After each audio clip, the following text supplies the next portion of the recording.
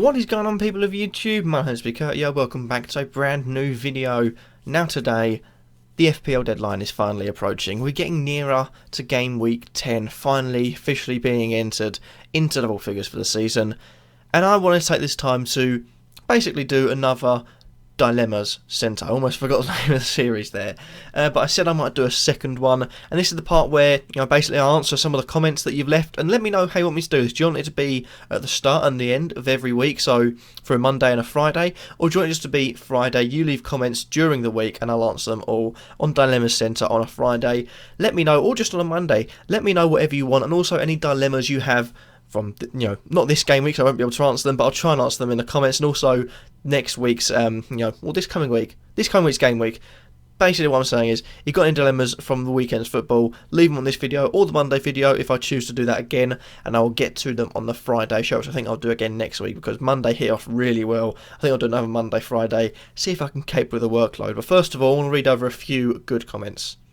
Not that I was saying there's any bad comments, but first of all, I just want to get over comments that have left that been, good comments. I.e. J&O saying, great video, love the concept. Thank you, J&O.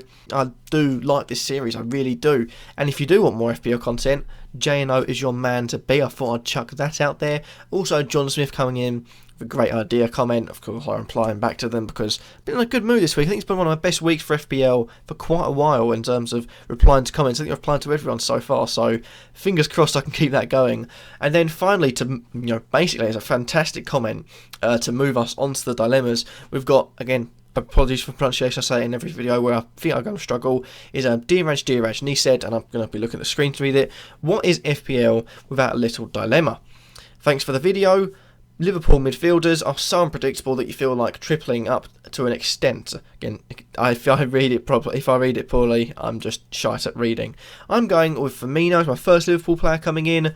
More a long-run candidate. Leaves me with Özil to Coutinho to do for game week 11 when Arsenal have a derby against Spurs. Keep up the good work. Always appreciate new ideas.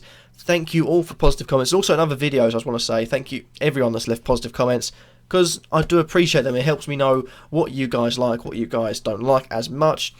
But it's an interesting comment. As far as Liverpool midfielders is concerned, it's an interesting one. I mentioned it on the Monday video, that there are different ways to go. I think my favourite two, personally, are Mane and Coutinho. And I've changed it up a bit, I think. Third would have to be Lallana at the moment. I feel like, and as much as a lot of people flock towards Firmino, he's the one that plays centrally, and all that sort of business, there's parts of his game which FPL would not like, and he's talking about getting goals and assists. I feel like Coutinho and Mane perfect for that, but whereas, if you had like Daniel Sturridge up front, he would always stay up front, not track back as much. Firmino will always look to track back. There have been times I've sort of seen GIFs and clips on it on Twitter where Firmino has run probably towards the end or inside his own box to try and win the ball back, and then if Liverpool counter or attack from there, Firmino's now back in his own defence. He's got to run the length of the field to get back up, and I feel like that is where Coutinho and Mane could really home in and get a few goals. Another midfielder pushing up might be Lallana, Wijnaldum, Henderson in the future, but Firmino could take himself out of the game from there. But positives is that he's a great finisher, he's a great player, but yeah, Liverpool midfielders is so confusing. You say one, it's going to be the other.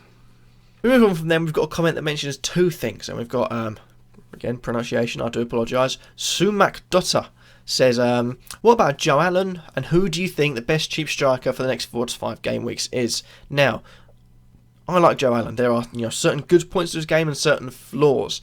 Good point is that he's 5.1 million. I feel like if he has another good game week where he gets an assist or a goal, he's going to again flock up in price. People see cheap midfielders, i.e. like Kurtyoy, has a few game weeks, his price soars. So I took a -4 point hit. It worked out well because I think in that game week I did alright, and the next few game weeks I've done alright. But he has gone pretty flat since then. Now we do need him to perform well. He needs another game week here. If he doesn't, I feel like people could lose focus, could lose, faith. If he has another good game week, people that already own him, if you're getting, ready to own him, could, soar up in price. So that's a good point for him.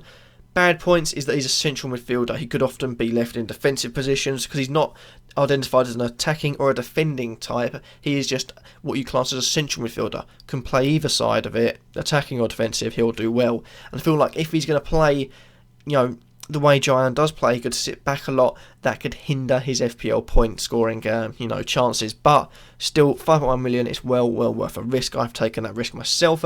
And best cheap striker for the next 4 to 5 game weeks. Now, I've picked out 4, 2 of which I want to look in depth at, and 2 just to rattle off names. First of all, Charlie Austin. Now, I put the next 8 game weeks because it's a bit of a, I added a few in there just to, sort of change it up a bit. But Charlie Austin, £6.6 million.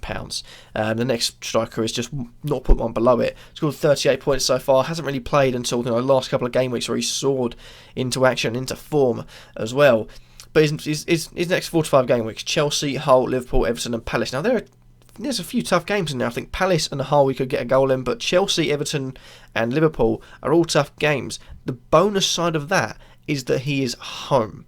So his home advantage, he's got St Mary's behind him, and the next 3 games after that get even better. Middlesbrough at home, Stoke away, and Bournemouth away. Now, those are 3 games you're going to expect, Southampton to maybe get a few goals in. On the other hand, we have our next striker, which is Callum Wilson. Now, as much as I like Callum Wilson, he has a rather tough-looking time of things. He has got Middlesbrough, Sunderland and Stoke for his first 3 game weeks. Next 2, though, Arsenal away, Liverpool at home. Liverpool at home, just like Charlie Austin. However, Bournemouth are, I would say standard-wise a slightly, lower down in the league sort of team. But Bournemouth are starting to make their home ground a fortress, and that's exactly what they need. 3 game weeks after that: Burnley away, Leicester at home, Southampton at home. Big game that one. Born for Southampton. I've just noticed that. But yeah, 2 big strikers. I'd say either of them to your best bets. If you want to go for a slightly more risky option, Sam Vokes at £6 million is definitely worth a risk. I mean, I keep on writing him out, but he keeps on scoring, and his fixtures look quite favourable. Another one to keep your eye on if you're really looking at buying the budget is Mudu Barrow, I believe his name is. I believe the pronunciation is right, for Swansea. Now, he grabbed an assist in the Arsenal game, and from what I've heard and seen, he was causing terror for Watford and the left-hand side against Watford, and he really looks like it could be a nice little differential of £5 million as well for a striker if he does consistently play. Now, the reason I'm putting him down here is because Bob Bradley, we do not know who his favourite 11 is. I think he played 1 game. Next game changed 5 or 6 players up. Mudu Barrow did play in both and looked good in both, so there's positive signs there. But do be wary of some of these players for now. You don't know who's going to play, who's not going to play. Barrow, I think, looks like a certainly good option if you're willing to take a risk. Next up, we've got a hidden ninja beast who wrote, any cheap defenders for the next few game weeks you would recommend that cost less than £5 million. Now, there's a good few people here. I've got 4 that I'm actually going to look in depth at. So apologies if this video does run a bit over the 10 minutes I'd like to aim for, but there's a lot to talk about. First of all, I'm going to go with Jose Holebas. Now, reason being, he is probably the man that's most in form. He has got decent defensive record, a good few clean sheets, and also a good few attacking points. He scored an absolute banger recently, and that could really go well for him. But Watford have a decent few games. I've gone with 5 games for this because I need to fit it all in one page. But Jose Holebas' next 5 games are Hull, Liverpool, Leicester, Stoke and West Brom. Now, they're okay. Liverpool could be tough. Leicester could be tough. And if you're looking at it, those are only 2. You've got 3. Hull, Hull can score any time. But Snodgrass, their main player, is injured, so that could be good news for them. Stoke at home. Interesting one there. Stoke looking to sort of get back into the form that you expect Stoke to be under, Mark Hughes. And West Brom, you never know what you're going to get with West Brom. Could be a tight game, you could blitz 4, so you just don't know. But Jose Holebas looks like a really, really good bet. Next to him, we've got 4.9 million, the second most expensive player. It is Dejan Lovren. Now, I've mentioned him over and over again. Liverpool defenders are a risk because, yes, they are a big club, but they are conceding goals the way they play. They leave themselves a bit open, a bit like Man City are finding at the moment, and they concede goals. Now, the thing with Liverpool is that they are still conceding, but if they do want to sort of click into gear and think, right, we're not going to concede for the next few games, now is going to be the time to do it. You've got Palace away, Watford at home, Southampton away, Sunderland at home, Bournemouth away. There's a good few games after that as well, and they look really, really good. And for me, I feel like there's definitely a good potential for them to get a good few clean sheets here. Maybe 3, maybe 4, maybe even 5, who knows. But if Liverpool are going to click into gear at any point this season, it will be now. So Dejan Lovren, 4.9 million is a really good risk.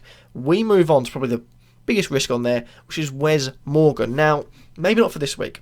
I mean, you could take a huge risk this week. He's selected by 20% of people, but you could take a huge risk in this week and bringing him in. But you've got to take the risk on Spurs just not doing well attackingly, which they haven't really done in the last few games, well, since Man City, I'd say.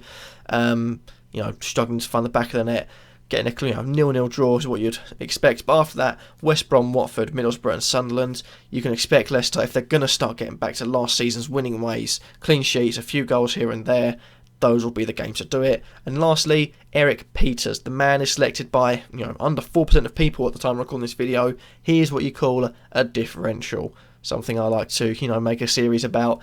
And his next 5 games are fantastic. Swansea, West Ham, Bournemouth, Watford and Burnley.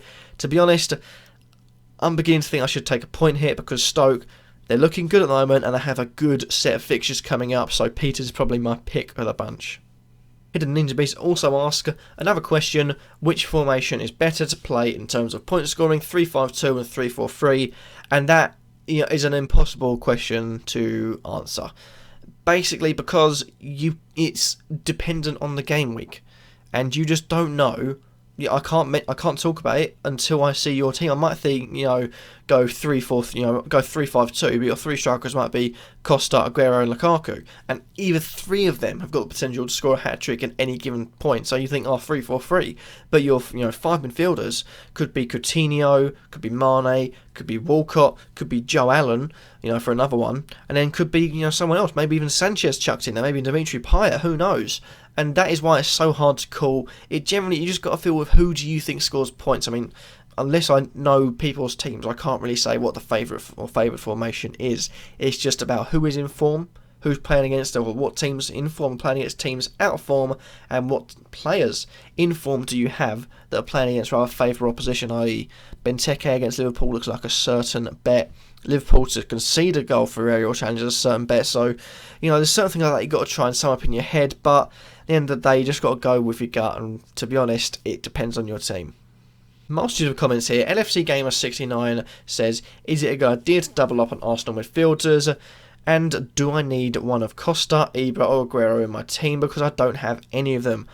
Worrying at this point, but a comment, again I apologise for pronunciation, Sakshat Kadka, I do apologise, I've probably butchered that, said Ibra would be a waste. Aguero and or Costa is a must, I'd say, and I'd rather double up than Liverpool mids, but Walcott and Sanchez is a good choice. I have Costa, Lukaku and Aguero up front, by the way, exactly the same as me, good choice.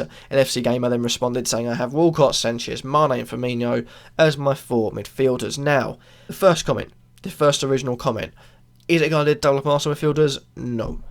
As much as I can, understand Arsenal are a team in form, they've got good attacking potential.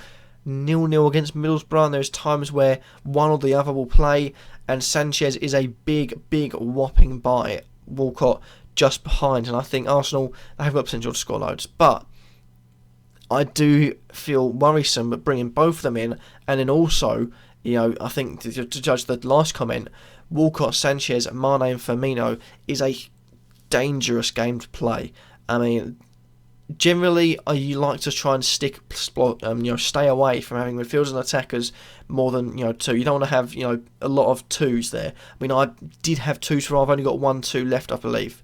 And you don't want to have lots of 2s from each team, especially in the defence as well. But that's another day. I'd say doubling up on Liverpool midfielders is a lot better. Either choose Sanchez or Walcott. Because in the end of the day, if you're going to double up on Arsenal midfielders, that's all you can do. Because Walcott's a certain starter, although Walcott does look like he's not going to start this game week. Sanchez is going to start, so I'd probably go say Sanchez for that. But Liverpool's midfield is a lot different. Liverpool, you've got 6 midfielders on the pitch. You've got Firmino, let's say 100% fit team. Firmino, Lallana, Mane, Coutinho, Henderson, and also Milner, I suppose, and also Wijnaldum. But they've got, they'll swap and turn, they'll switch here, go here, really fluid attacking play. Arsenal, on the other hand, are much more rigid in their approach. I mean, you'll still have the two central midfielders, so let's say Coquelin and Santi. They'll say a bit further back, maybe Santi going further forward. But then you've also got the wingers, you've got the Cam, and you've got the striker. At the moment, it's a bit up in the air. I mean, you don't know who's going to play. I think Özil's out. I believe, I'm not 100% on that. Also, it won't be easy in, easy out. There's too many differentials to sort of go with, but I wouldn't double up on Arsenal midfielders. Go with one, go with who you think is going to do best, and play that. As for, do you need to have Costa, Ibra, or Aguero? I feel like it's a risk not going with any of the big strikers. I mean, those are the three that have stood out. Another one is Lukaku, which, the guy in Sakashat, let's call him S. S said he had Costa, Lukaku and Aguero. Those are the best three. You should be picking out of them three. For me, Lukaku or Aguero, because Costa's gone up a lot and also has potential to be a bit fiery, get a few yellow cards, take his bonus point chance down dramatically. So I'd say Lukaku or Aguero, you probably should be looking to get in. If you've got a wild card left, use that. If it means taking -4 1 week, definitely do it, because at the end of the day, I feel like you'll benefit in the long run. And lastly, not generally a player, but just a question in general, and a dilemma in general. Blessing Arawolo, who I do notice you've been here for quite a while, so thank you for your continued support. He says last season was the first time I took FPL a bit serious, which paid off. Now this season is not going too well for me. Been struggling on who to captain, who to get rid of on my bench. Seems I've lost my touch. It's just, in the end, luck. Things sometimes go your way, things sometimes don't go your way. It's just, sometimes it's luck, sometimes it's just things don't go your way. You've got to move on, you've got to keep on trying, because at the end of the day, you can't, there's nothing people are going to try ever in their life, whether it's FPL, a job, just anything. Breathing, obviously, maybe the star, who knows? But anything you try in life, you're not going to get it perfect straight away, or you're very lucky if you do. There are always going to be those times where you go through a rough patch, you go through a nervy patch. Playing FIFA, for example, is a great way to put it. You might win a few games not on my team, but you could then go for a nervy patch when you lose a few. I mean, I go through a fair few, losing patches myself. I think my record on Ultimate Team is still in the negatives, less, losses, or more losses than wins. But as far as, FPL and whether you should stop doing it so serious, I'd say keep at it, because it sometimes is, a bad run of luck. Like, you're looking at last week, there were so many, Tottenham not scoring, Arsenal not scoring, Watford and Swansea both not scoring. No one saw that coming. I mean, that's a shock. Chelsea versus Man United, I was expecting a 0-0, 4-0. Sometimes things don't go your way. I think there was a game week last season around Christmas time where I had some of the most informed players. I think I had the same front three as I have now: Aguero, Lukaku, Costa. I think I had Payet in my midfield. I had a good few defenders from big teams. There's one game week I remember, none of them scored above 3. I think one of them got 3. The rest of them 2s, 1s, 0s. It's just, some weeks don't go your way, some weeks do. I've had a fair few bad weeks, i.e., Walker as my captain was not one of my finest hours, but you fight through them. And I think once you've passed that, it gets a lot easier. But going for a rough patch, we all go through it. I'd say keep at it, and luck might just turn in your favour. But that is that for this video. Hopefully you've enjoyed it. It's been quite a long run, for this video. I think it's probably my longest ever FPL video. But if you enjoyed it and you got to the end, leave a thumbs up on the rating. Like the video. That's what I meant to say. And also, let's just say 2 winky faces in the comments, and I'll think of something special to do. Possibly with FM, let's say that. But thank you all for watching. Hopefully you have enjoyed. Remember to like, comment, subscribe, and peace.